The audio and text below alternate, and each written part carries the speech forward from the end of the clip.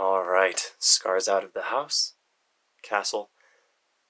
I can finally record uninterrupted. Let's see. Chapter 13. You're joking! How?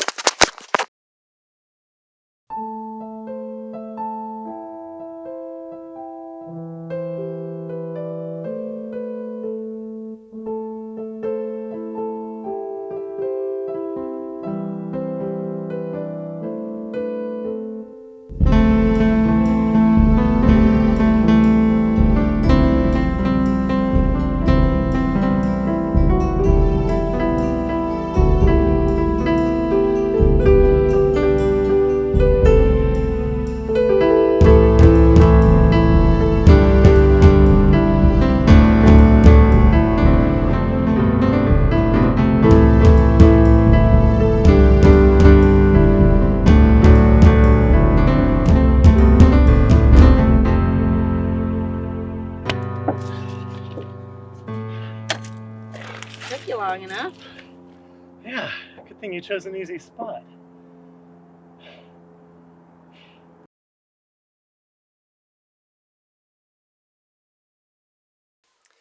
Chapter 12. I sat down in the council room, Darren sitting beside me. It still irked me that he was here. I didn't like seeing him because he represented everything that I'd lost trust in over the last few months. Regardless, he was there. Now, Scar had the job of watching over him for the last little bit, in the last day or two. I can't even remember. But in the last few days since we decided to let him join us. And part of me worried about that too, but I was still able to keep tabs on where they were, and I mean, I knew he wasn't going to hurt Scar, and I knew Scar could handle him. Mostly they'd just been catching up, and it was still just so odd and unnerving to have him around. We'd found peace here in Demias Krai. Anyway, sorry, I'm getting carried away. He was there, and Scar had to use the bathroom, so I was watching Darren for a few minutes. We'd sat down in the council room, and he said, "Smart of you to be the first one in the room. It shows that you're willing to sacrifice for the country, and I think it makes you a good leader." I said maybe I should have come last today. I figure your being here, there's going to be an outbreak before Athon even gets to start the meeting. He said, "Oh, Athon." I said, I knew he was up to something, but I could never find evidence for it. Figures that he'd be in charge of everything. I shook my head. I said, "Darren, how can you act like everything's normal? You are in the capital city of the kingdom that took over yours. You're an enemy here. Does that not bother you?" And the smile that he'd worn for the last days died down a little bit, and I finally saw some honesty on his face. At least I think. He's a good actor. Regardless, he said, "I can act like the enemy, if you'd like. Would you rather me be angry and secretive, or be happy and cheerful?" I said, "Well, it doesn't change what you're actually doing." He said, "You're right, it doesn't change what I'm doing. But," he said, "the way that we act changes who we are. I'm not going to get anywhere by pretending to be a bad guy, whether or not I am." He said, "I might as well be happy, if it's not going to make a difference either way." I didn't have anything to say to that, but thankfully I was spared from having to continue the conversation because Firando came into the room for the council meeting. And he came in eyes trained on Darren. His face was a deeper shade of blue than usual. It was almost sky blue at this point, as he rarely sat down at the table. And his eyes never left Darren. He said, "You remember me?" Darren smiled back at him, his cheery face back on. He said, "No, I'm sorry, but I don't." Again, showing through honesty. Whether or not it was honesty, I wasn't sure. But Firando said, "Pasena, small fishing moon, would have been, 11 years ago? 11 years of slavery." Darren moved as if to respond, but finally just nodded, and Scar chose that moment to come in. She said, "Whoa, who died?" I should stop making that joke. She sat down and looked at all of the tension in the room. It was palpable. And it only grew more so as each representative entered the room and saw Darren there. I don't think all of them recognized him from before. Not everyone knew who he was, but some of them definitely did. They remembered him. And it was awkward. I guess before they came in, Ferendo,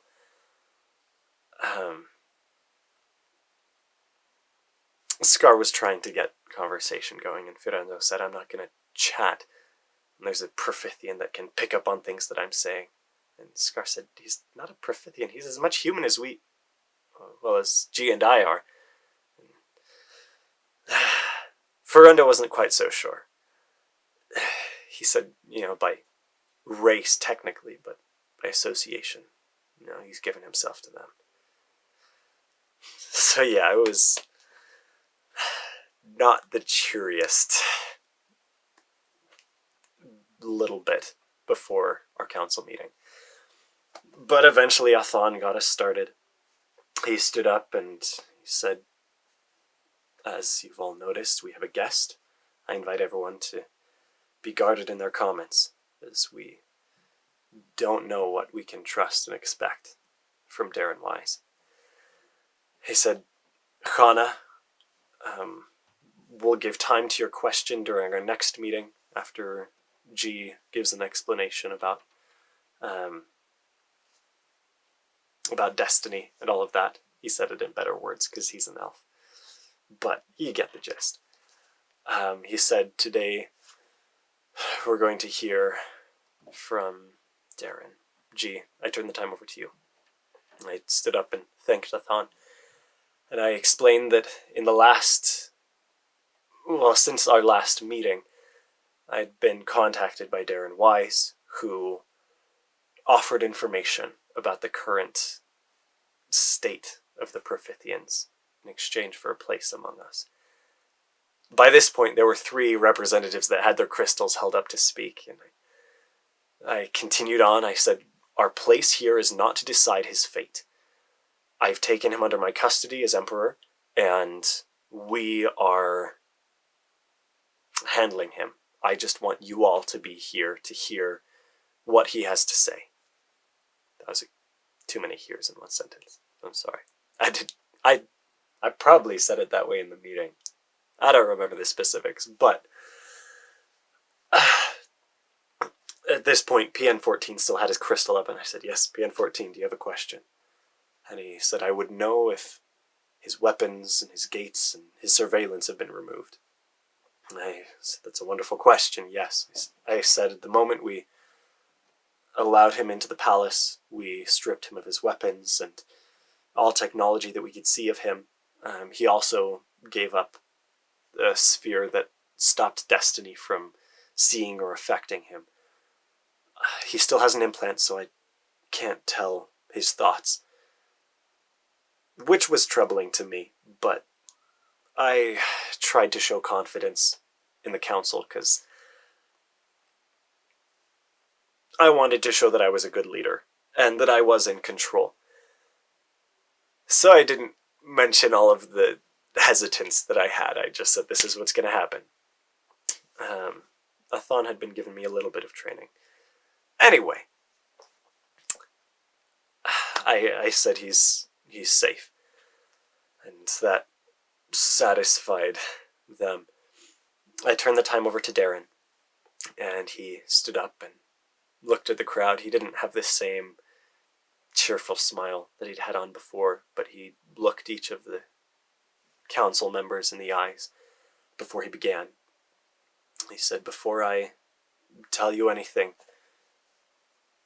everything that I say today is something that you can see for yourselves, and they're things that I've seen for myself." He said, "As you all know, G, sired and under the influence of destiny, was the cause of the death of Firusinaya Fotheava, the seer of the Profithians. He reverted the ISO that was all throughout Demias Krai and the surrounding area that powered the Profithian structures, and caused nightfall, the destruction of Demias Krai, as we knew it up to a few months ago. At that point, the Profithians that survived were sent on to the world of becoming, to the world that they first came from, their home world. Becoming is a desolate place.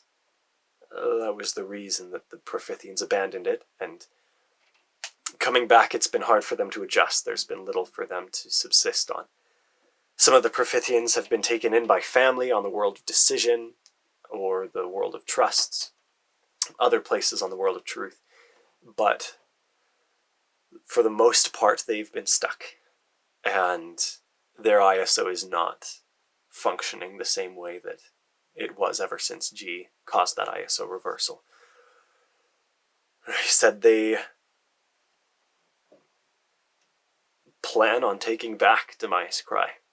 That's their hope. They don't see themselves living on the world of becoming, even though that was their own world. I'm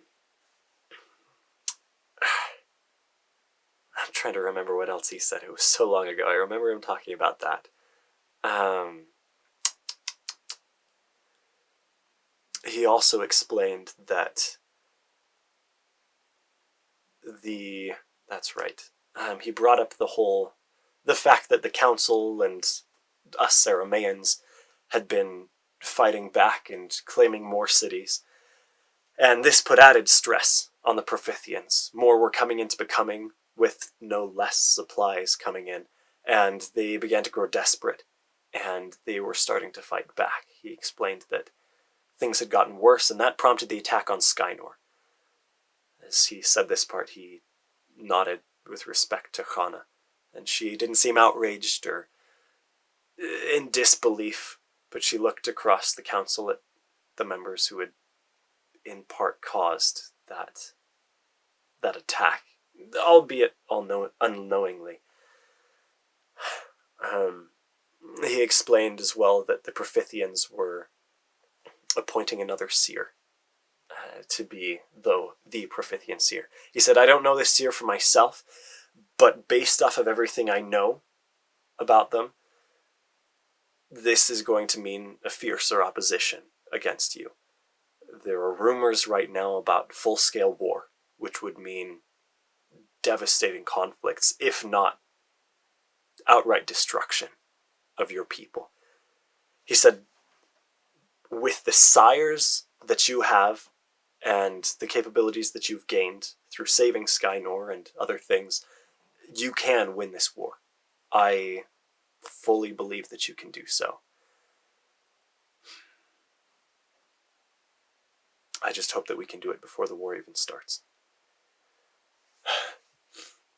At this point, Kessel raised her crystal, and he nodded to her, and she asked about the ISO. She said, "We've seen that they've been fighting with ISO despite the fact that G destroyed their energy sources, and our scouts haven't been able to figure out what's been happening."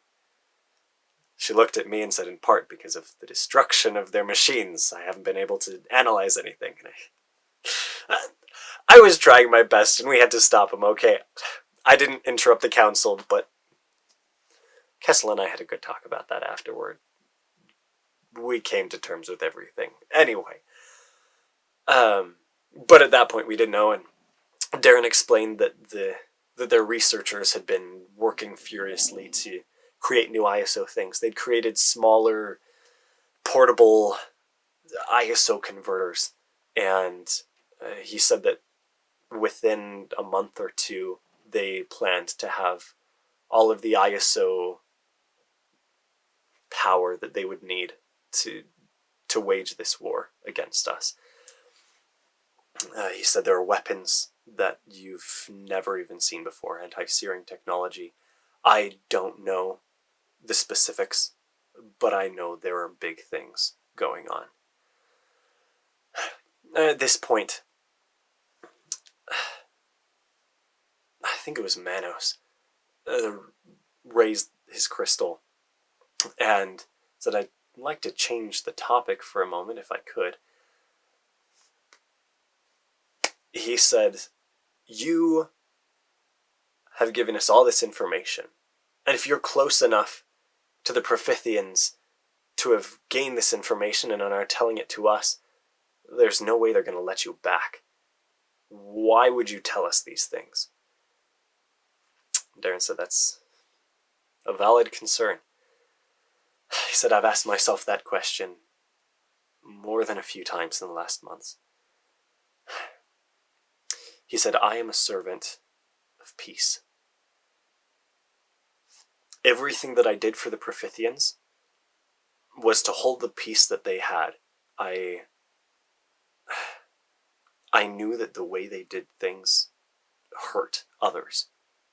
You're among the ones that were harmed by that society, but it was peaceful. And I fought for it. Now, understand at this point, I had never seen anything from sires except the destruction that I'd been taught to see. No sire had ever done the good that G has done now. And so I didn't understand that there could be another way. Your revolution has won. Claim Demias Krai, and you've found a peace. I've seen that in the last few days. He said, I don't want more pain, more destruction, more death. He said, if you found a peace, I'm willing to help you keep it. And as he spoke, I was left to think to myself, if I really believed his words, they made sense to me. But he wouldn't say something if it didn't make sense and if it didn't click with the things that we'd already seen. And I knew him to say things in the past that were outright lies, and they seemed believable to me. He spoke for a little bit more, and Athon thanked him, and the council turned to questions. But I was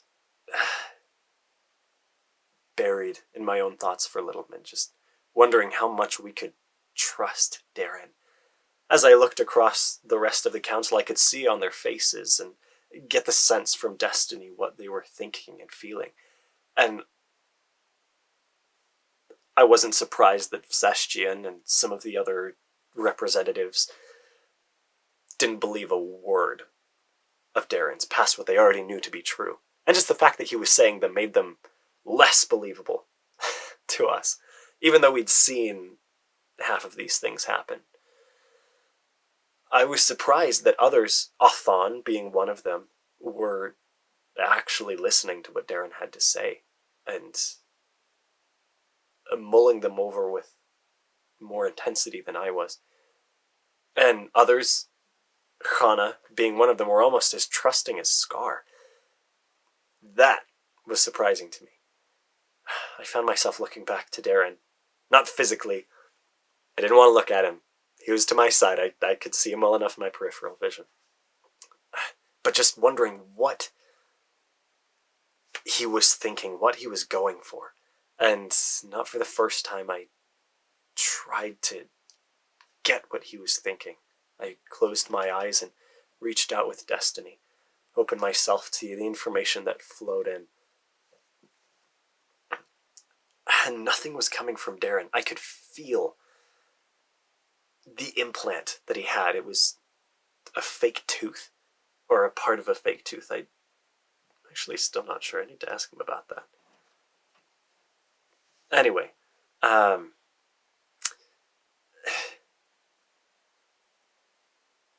but it was blocking his thoughts, and I could not get a reading on him. I tried to push against it and get the information that was there to know who he was and what he was thinking. And I could see, my eyes were closed, I could sense Fernando and Hana could see me using my abilities, and they watched curiously as I fought with this implant. And to the side, Darren whispered, "It's not going to work, G. It's designed to push all the harder the more you push against it." I did not give him the satisfaction of looking at him. I opened my eyes, frustrated that he'd gotten the better of me, and then I caught myself. It was Destiny that was frustrated, and I closed myself off to Destiny. Maybe I did need to learn to balance between the two of us. Regardless, I refocused back on the conversation that was happening in the council, siring to get the gist of what was going on. And Fernando was speaking, saying that he agreed that we needed to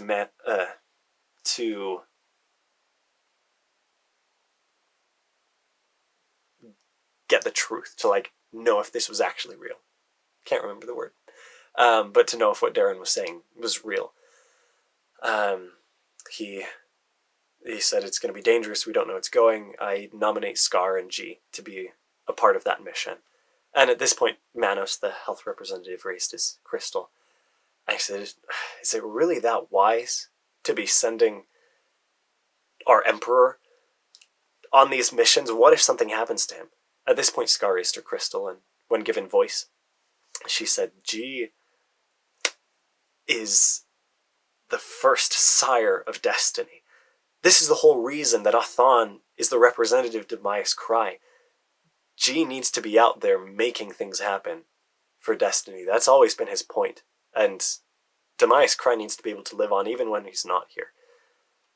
I say G should be able to go. And she sat down, the conversation moved on, and I turned to Scar. I had to look past Darren for that. I said, that was really well said. And she said, I listen in these meetings. Thanks. As the conversation went on, we started to put together details of a mission that would go to verify. That's the word, to verify what Darren had said. And we'd voiced the concern of putting together mission plans while Darren was there. But we'd have him under close guard anyway. And as we talked, and the idea was brought up that Darren could go with the group, I could tell he was uncomfortable about that. And that much at least, it didn't look like he was trying to show. I felt that was real emotion. And that kind of made me want him to go on this mission with us all the more. We'd need a guide anyway. There was going to be anti-searing technology. And Darren knew his way. Plus, we still had all of his weapons. And we'd made sure that, we had control over him. We just didn't know his thoughts. And I raised my crystal and proposed that Darren be the one to guide us through the world of becoming. He was the one who knew it best, and we could keep a close eye on him. I knew he was a good fighter, but I had Destiny, and he didn't have the things he'd fought the last time he'd fought Destiny. And he got really uncomfortable with that. He tried to speak out, and Nathan silenced him and said, you have no crystal to raise. You can only speak when spoken to. And he turned to me and he said, Reggie, this is not a good idea. He said, I have done what I can to remove myself from the Prophetians. I can't do that a second time. If they see me again, I can't promise anything that's going to happen. I said, well, that's a wonderful reason for us not to get caught. I raised my crystal and I said, I think it'd be a wonderful choice to have Darren be our guide. End of chapter 12.